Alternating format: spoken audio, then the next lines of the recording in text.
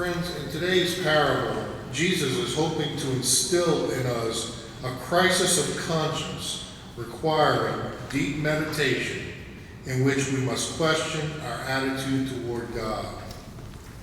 Today's gospel of the marriage feast, while revealing the glory to which the Father has predestined all of mankind as participants in the nuptial love of his Son, nevertheless aims at breaking down the barriers that may still exist in our human hearts that may actually be preventing us from accepting that love.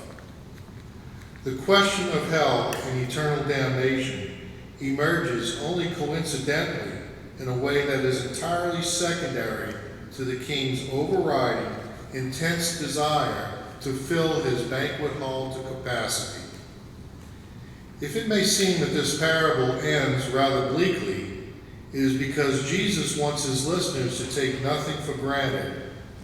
He wants them to become very aware of the movement of transformation in which they are presently involved simply by being in his presence and listening to his words.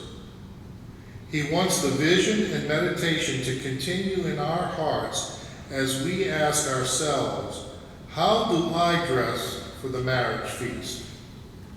To what degree have I accepted the invitation to be the bride of Jesus?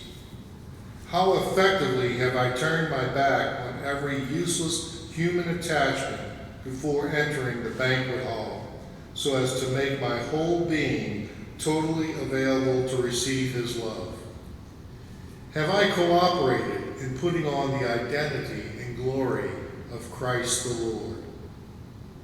We can be sure that in psychological terms, nothing will give more life and urgency to our meditation than the concluding image of the parable, that of the guest being thrown out with hands and feet bound from the warmth and splendor of the celebration inside into the outer gloom and abyss, where he will endlessly cry out in vain and gnash his teeth with fury.